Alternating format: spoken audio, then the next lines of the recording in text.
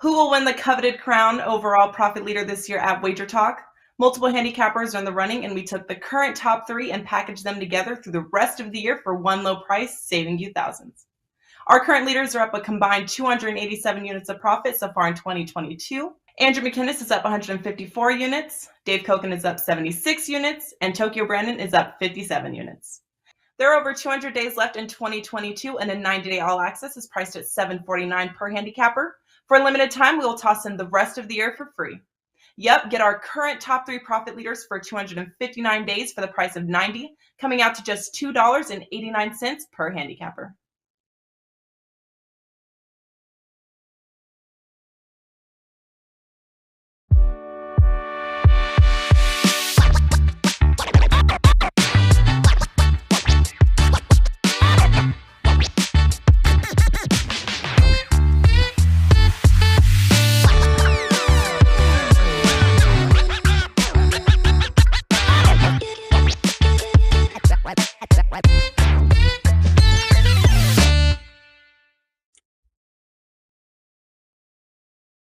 Hey guys, welcome in and a very happy Thursday to you as we look to close out the month of April 2022. Yeah, try wrapping your head around that idea right now. But the good news is plenty going on in the world of sports, especially plenty going on the diamond, and especially when we're talking about the KBO, the Japanese Professional League. We got money to make here and tickets to cash, and two guys that have been doing it all season long as we welcome in Adam Trigger and Tokyo Brandon in the house, guys, on this Thursday. Welcome in here, guys. Can't believe May's just around the corner, but it's been a very profitable start to the season there in the KBO, as well as the Japanese Professional League. And Trig, as we get ready for this weekend, a new set of series coming up. What do you got, if anything, over at WagerTalk.com for us?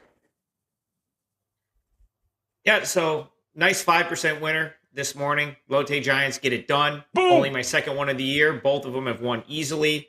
I've now hit 3 in a row in the KBO, 4 of my last 5. 62.5% on the season, and I'm over 60% winners, roughly against mostly minus 110 in the KBO since the beginning of last year. I've got a play up for Friday morning. We'll look to make it 4 straight, and it's just $9. Anything else I'm looking at, I'll give out on the show. So yeah, one best bet for Friday morning, and it's up on my page now. All right, there is money to be made, Tokyo Brandon. You've been making a ton of it already here on this short season. Talk to us. What do you got for an encore here tonight heading into the weekend? Money, money, money, money. There is money to be made, my friend. And Yeah. I went 2-0 yesterday in the KBO. Yeah, Joe, we don't need to see pictures of your wife, Joe. So I went 2-0 yesterday in the KBO. Wasn't a 5%. Adam with a nice call on the Yomiuri Giants yesterday on his 5%. Right now, so far in the KBO, I'm winning about 59%, which is where I want to be. And things are kind of coming back to normal in the KBO and starting to read things a little bit better, hence my 2-0 night last night. So, yeah, starting to see things better, and things are coming together. That's all that matters, guys. Cash in those tickets. That's what we're looking to do, which is why, of course, if you are new to the KBO and you're new to the show, we take a look back before we can take a look forward quickly. And some takeaways here since the last time we spoke there, Trig. And I believe one of your takeaways is regarding the Samsung Lions. Talk to us. Yeah, so now that we're like 4 weeks into the season, I want to start to use this segment to talk about, to just try to give out some handicapping insight, because I know a lot of people are out there that watch the show. They're trying to bet their own games and get an idea of how we gauge these teams or view these teams. So I just chose Samsung because I happen to watch quite a bit of the Samsung LG series, and I think I finally figured out the deal with this team. So the reason it's sort of noteworthy is Samsung last year was 1 game away from the Korean series. The winner of the regular season goes directly to Korea's version of the World Series. And Samsung was in a 1-game playoff with KT, which means they were essentially 1 game away. They lost that game. They ended up losing in the semis. They didn't make it to the Korean series, but they came into this season as a team that people expected to do pretty well. Entering play, they come in 8-15. And it's been almost infuriating to watch because they'll have a game where they look like the team they were last year, and then they'll have 2 where you just can't seem to wrap your head around how they could possibly be so bad. What I think I figured out with this team, you've got 2 import pitchers, David Buchanan and then Albert Suarez, the gentleman that came over from Japan. You have Jose Perella, who's arguably the best import. If not, he's one of the top import bats in the league. And then you have Seng-Won Oh, who is, pound for pound, I would say one of the best relievers in the league. And usually when you have like a few bona fide stars, you're winning games. But in this case, Samsung isn't. Brandon has pointed this out a couple times, and I'll just echo the fact the bottom of their order just doesn't produce at all. And not only do they not produce, but they're overmatched. Like 6 through 9 in this lineup has no chance. Like I ended up cashing an under in a game between LG and Samsung that went 7-0, and Samsung had bases loaded, no outs. The bottom of their order got up in a 7-0 game and couldn't even put the ball in play. So my strategy on Samsung going forward, I think against poor pitching, they're probably going to hit, and they're probably going to be a potential undervalued play because they'll probably pound the lesser pitching in this league, which is, I think, what they've done to this point. But when they go up against the import guys, they're going to struggle because the import guys are strong or smart enough to not pitch to Perella or not pitch to Jay Illo and worry about getting out some of these lesser guys that have no chance. So I'm going to talk more about Samsung later in this show, but that's kind of how I'm looking at them as a team where when they get up against the top pitchers in this league, I don't think they're priced bad enough yet. And I think you can make money fading Samsung against the lesser or against the really good arms, and maybe going, backing them when they get an easier pitcher to face, which we'll see potentially this weekend. All right, good stuff there. And how about you, Brandon? Here, some takeaways from this past week. What'd you learn? I learned that it must have been love, but it's over now. Yeah. Let's see Joe's wife. No, I'm just kidding. So, so I think similar to Adam's point, I think now that we're 4 weeks into the season, my point that I want to make is that not only teams, but players are going to start coming back to reality, because it's over now. It must have been love, but it's over now means, the first 4 weeks, we were loving some of these people, but they're coming back to reality. And yesterday is a good example. No Kyung-eun was the starter yesterday for the Lotte, for SSG. And he's like a 40-year-old veteran with a career ERA of 5 and a career WHIP of 1.5, something like that. But in his first 3 starts this season, he was amazing. So some advice to you guys for with that, if you want to bet on these without taking our advice, my advice to you would be kind of not completely forget about 2022 stats, but people are going to start coming back or regressing back to their career means. So take a look at career numbers rather than this season numbers, and put a little weight on where they're going to, guys who are overperforming are going to come back to reality, and guys who are underperforming are going to come up back to reality. So that's my advice for people who are checking pitchers and wanting to make some bets that we're not covering here on this show.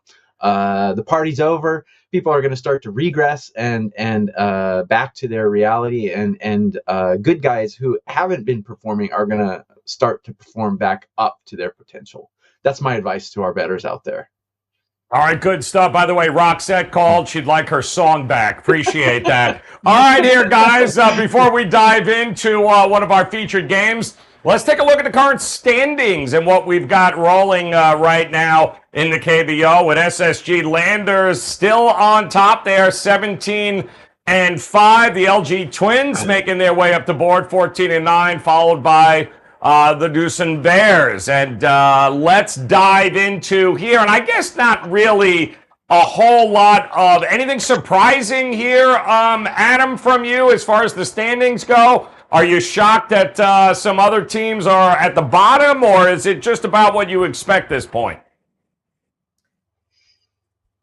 There's some teams that I'm surprised have gotten off to as slow of starts as they have. But the top is really not surprising to me. I thought SSG would be the best team in the league this year, and they have been to this point. LG is a team that's been solid for years. They're probably the best team, at least they have been in terms of every facet of the game. They typically don't beat themselves. The reason that they've lost, I guess, or haven't won the league in the past few years has been their offense. And that might actually limit them again this year. But once again, here they are, 14 and 9, and they'll be up there, right every step of the way. Same thing could be said for Doosan. Like the last couple of years, they won this league in 2019, and it looked like they would regress. Not so much 2020, but definitely last year. They're just a well-managed team that finds a way to win games. And I'll let kind of Brandon follow up on that. They feel like the last decade St. Louis Cardinals, where they would just plug guys in and they're fine, and it doesn't matter, and they find their way to the playoffs every single year. That's what Doosan reminds me of, in this league. And then Lotte, actually, I think Lotte's been kind of the biggest surprise. 12 and 9. Charlie Barnes has been the best pitcher in the league so far. I had Lotte I thought they would be near the bottom. And they're leading the league in hitting entering play, leading the league in batting average entering play today.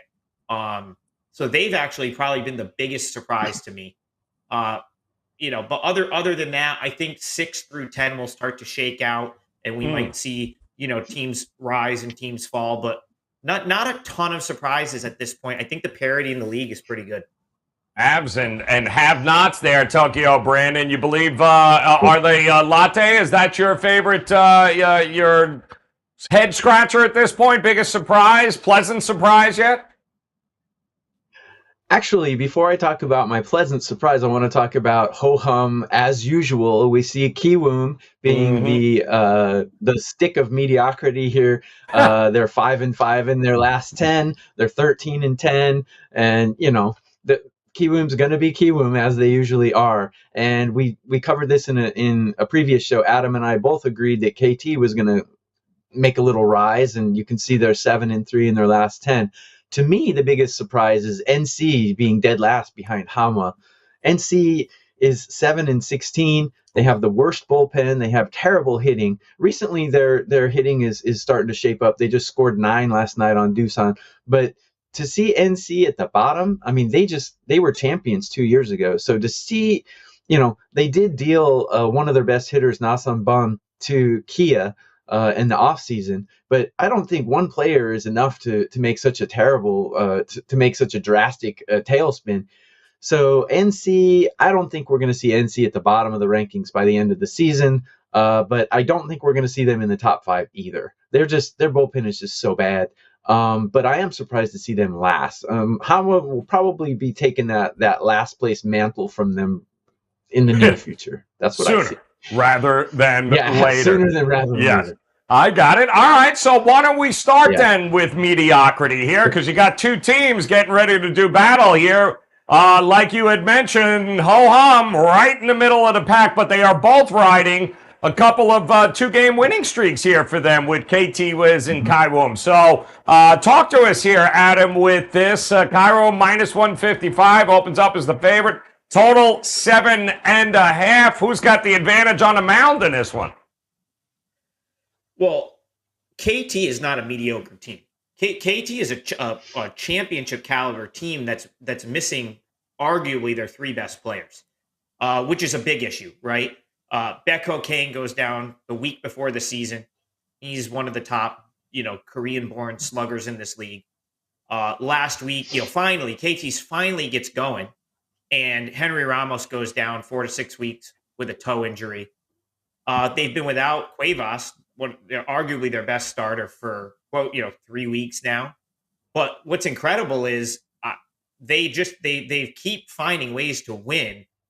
Goes back to something Brandon said before the season even started, that this team's going to win games with their pitching. So they're a tough team to just come out and fade because their pitching is so good. And now they're starting to get an effort from their bullpen guys. I was looking through some numbers, and their BABIP, so their batting average on balls in play for their bullpen was one of the worst in the league, which kind of signifies that they've been a little unlucky to this point. Because that bullpen, right, with LG, LG and KT last year had far and away the two best bullpens in the league. I don't think a ton has changed. LG is still up there right at the top of the league. They've been the best all season, but KT's, they've been giving up runs, and I think has a little bit to do with they've been unlucky.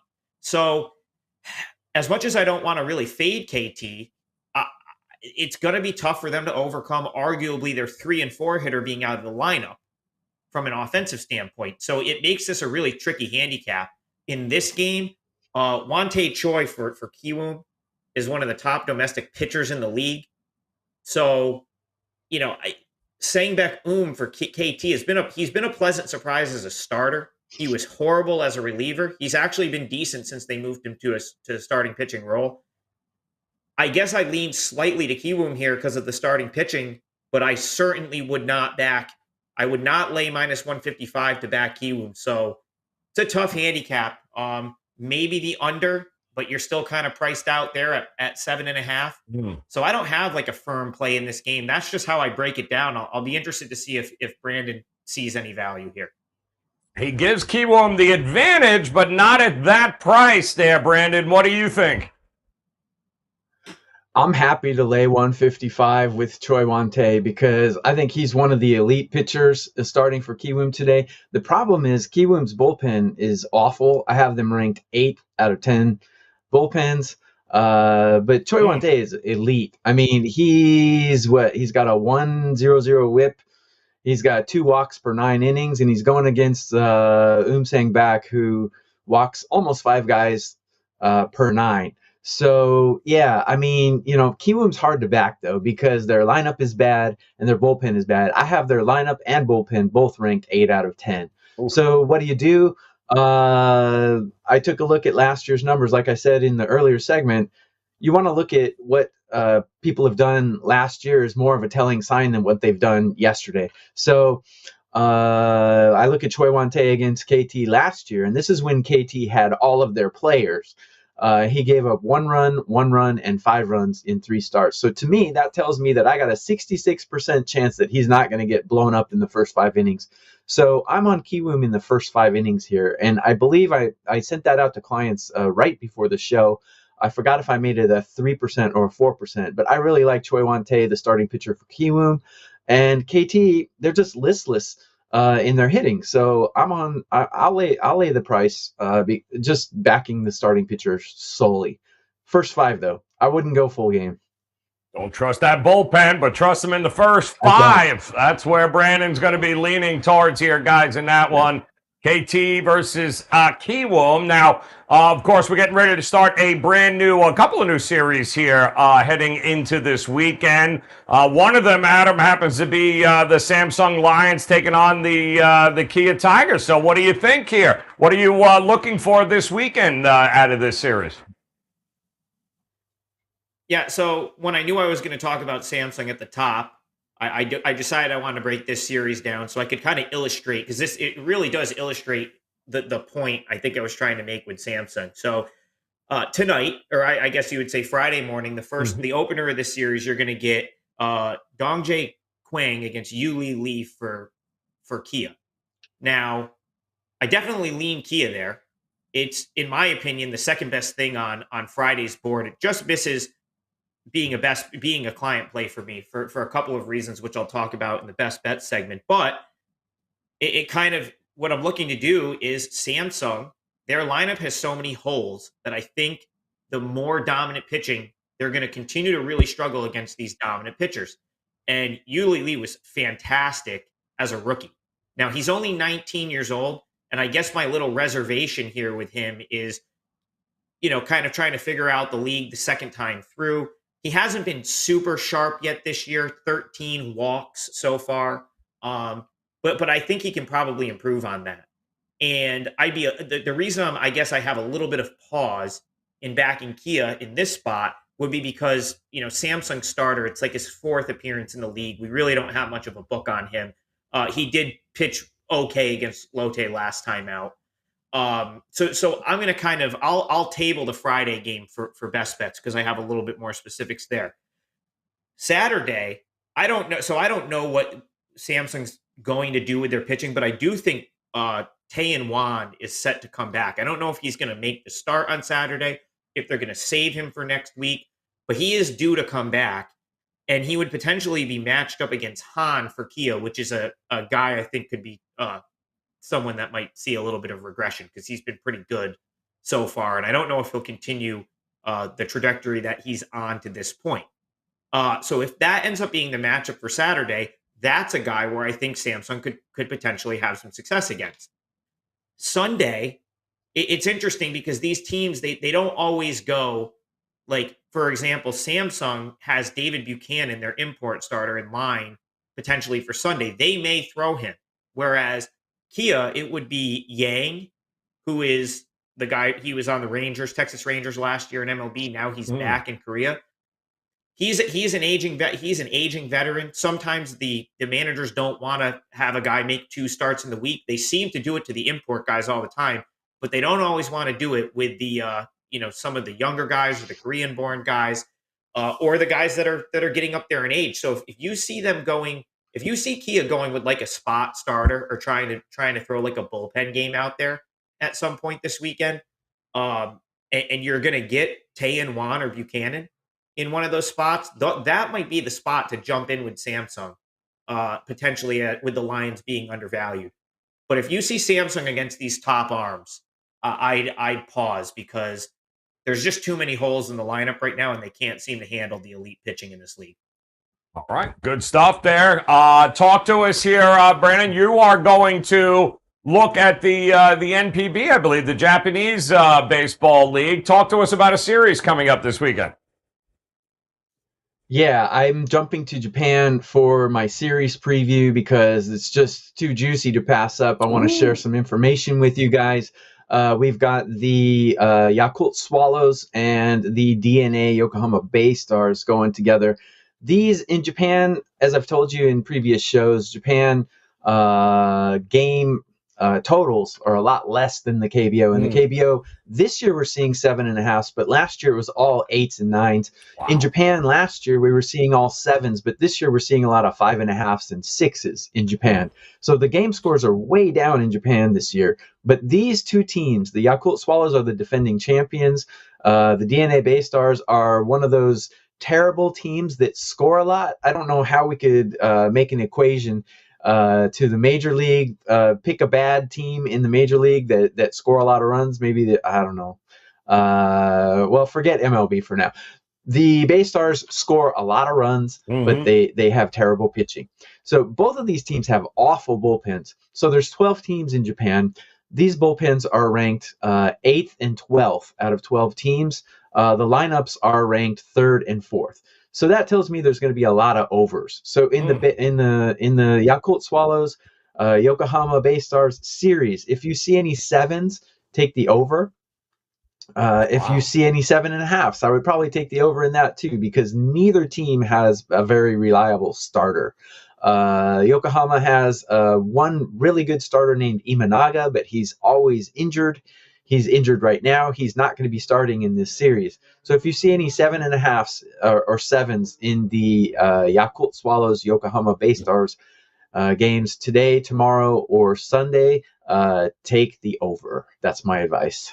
All right, expecting some runs there. Love it. And guys, you might as well expect to cash some tickets here this weekend with these series and more if you head over to WagerTalk.com. Coming off a big 5% winner last night.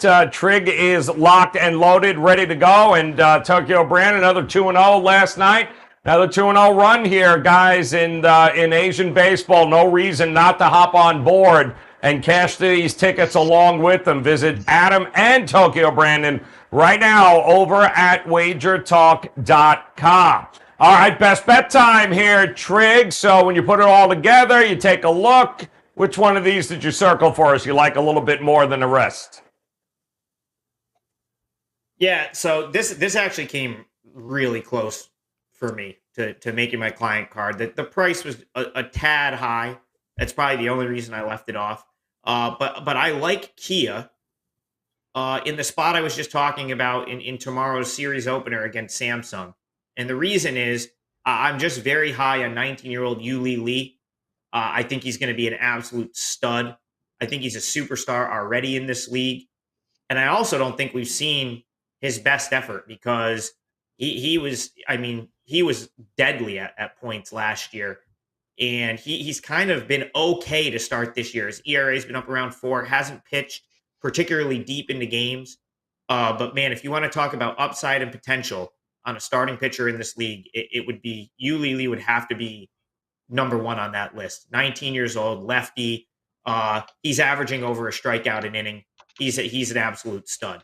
And like I mentioned, Samsung's lineup, they have some guys at the top of that order. Perella is an outstanding hitter. And they've got, J-Il-O, former Doosan Bear, who was a big free agent splash for Samsung in the offseason last year. A couple of guys that can really hit in that lineup. But outside of that, they have big-time holes. And I think the better pitchers in the league can really exploit that. Now, can a 19-year-old in the second season in the league fully exploit that? I don't know, but I think there's enough talent here where I'm willing to take a shot with Kia. Samsung is going to go with, I guess, kind of a spot starter in Dongjae Huang. We don't know much about him. This is only his 4th KBO appearance of his career. I think his first start was last time out. He was decent against Lotte. Chan-Ho Park's still out for Kia as far as I know. That's their leadoff hitter, which is a concern. But in this case, and I'm going to let Brandon sort of bring this one home because I know he's leaning the same way. I don't think you could play this any other way. I think you'd have to back Lee and back Kia. And if you're worried about the Kia bullpen, I think Brandon's got an alternative. So yeah, I like Kia to get it done here. I think they win the opener of this series. All right, that's where he's going. Kia, what about you? Talk to us, Tokyo Brandon. What do you think? Yeah, before I get to my best bet, I want to let the listeners know we should publish our pre-show meetings because there's no other meeting in the world where you're going to get Jan Hammer, Herbie Hancock, and Billy Ocean mentioned in the same place. So we should publish these. We should put them out. We should talk to WagerTalk about publishing those. But anyway, yes, I'm on basically the same side as Adam. And no, I'm not copying him. I actually put it out there, and then I looked at his. I was like, oh, dang. But yeah, we're on the same side. I don't mind backing Yomiuri Lee here, even though he's 19, because I think being young is a positive. I mean, this guy has pitched in the Olympics for Korea. He's been on a big stage, and I don't think a regular season game is such a big stage for him. He's pitching at home. His walk rate does bother me. In his career, he walks 5 batters per 9, but this season he's only walking 1.5. So that is going to regress in a negative direction for him. However, like Adam mentioned, Samsung does have a few holes in the bottom of their lineup. The pitcher that Samsung's putting out, he's only pitched 7 innings in his career, and he's wildly inconsistent. He walks 5 guys per 9, but this season he hasn't walked any. So he's hard to read. But I'm going to go with what we know. When I'm doing my capping, I always forget what I don't know, and I just go with what I know. And I know Yomiuri Lee is a stud. He is one of the best in Korea, and he's a slightly inconsistent, but based on numbers alone, I have Yomiuri Lee ranked 28 out of 200 pitchers, and I have Samsung's pitcher ranked 137. Wow. I also have Kia's lineup ranked number 2 out of 10 teams, and I have Samsung's lineup in run production ranked 4. So I have the better starting pitcher and I have the better lineup. So that means I'm going to go with them in the first 5 innings. I hate Kia's bullpen. I really don't like them. They have a collective 166 whip, which in KBO is not so bad, but Samsung's bullpen is actually performing quite well recently. So I'm going to go with first 5 Kia on the money line, and it's only minus 135. I think that's a great number if you get the better starting pitcher and the better lineup. So that's where I'm on tonight.